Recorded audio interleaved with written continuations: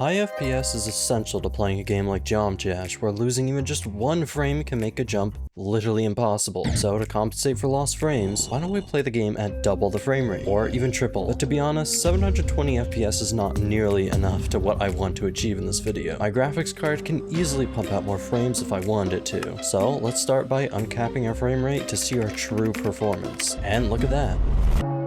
Wait, I was accidentally playing a level with over 1,000,000 objects. That's more like it, but I think we can go higher. The easiest way to increase our FPS would be to getting a better PC, but to be honest with how expensive graphics cards are these days, I'm just gonna be sticking with my RTX 3070. Instead, let's focus on the next best thing, which is disabling as many things as we can in Geometry, using stuff like Mega Hack, a modded client for the game, and the in-game settings, to disable blocks, backgrounds, and even our icon. And by clicking play, we are getting nearly 5,000 FPS, capping out at about 4,800. So let's keep going. Next, I went ahead and enabled any optimization features I could find in the game settings, like extra LDM and disable shake. Then of course I also enabled LDM textures, which made the game look like security cam footage. But at this point, who cares as long as it gives me more frames. This allowed me to just barely break the 5,000 FPS barrier. I also added some triggers in the level to slow down the game to 1/10 of the speed, pushing me just enough to stay above 5,000 FPS for longer than just a second. Except this was all still a very small increase, and nowhere near enough to what I was aiming for. So after running out of options in the game itself, I went looking in settings built into Windows, first by closing any unnecessary apps like Google, Discord, Nvidia, and disabled the wallpaper and taskbar as well, just in case those affected my FPS. And after going back into the game, we did increase our FPS, but only by about 200 or so. So let's keep going. Next, I went ahead and decided to use my phone to record instead of OBS, as that would allow me to close OBS and get even more FPS, but to be honest, it didn't really affect it all that much. So I went ahead and decided to reinstall my entire operating system and install Linux on it instead.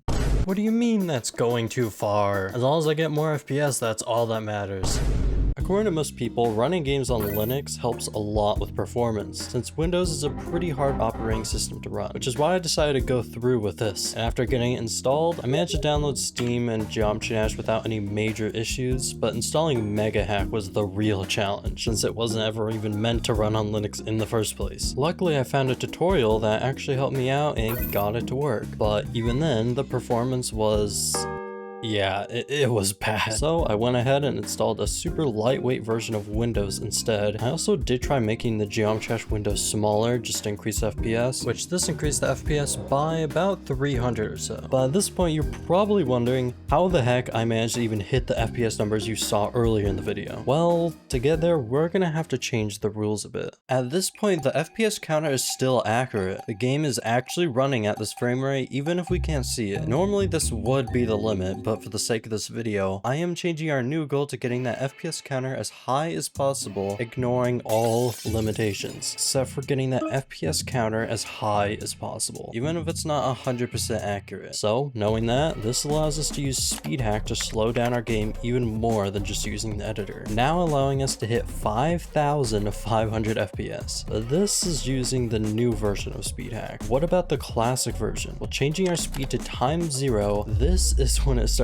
to get pretty insane. Now, personally, I'm not 100% sure how this works, but this is just the beginning, because if we instead change the 0 multiplier to 0.001, this bypasses the normal limit of the hack, allowing us to get to 2.5 million FPS. And this isn't even the limit. If we change our speed hack and add an extra 0 in there, we're able to reach 10 million FPS. And after lots of testing, this seemed to be the max amount of speed hack I could use before the game crashed or just straight up didn't load.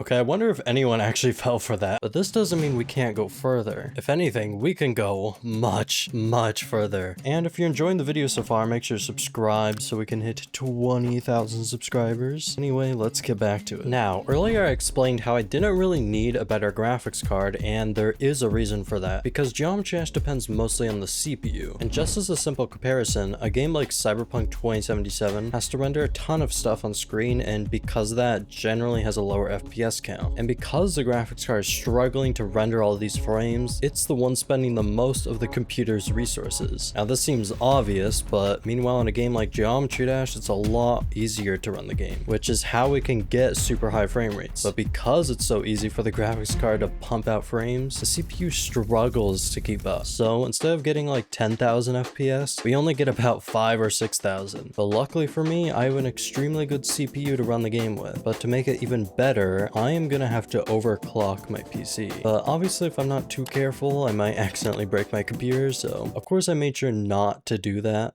Well, now that the PC is overclocked, I can set the screen resolution lower and disable my other monitor to make sure that as little as the screen is being used as possible, allowing us to finally get a new highest FPS without speed hack.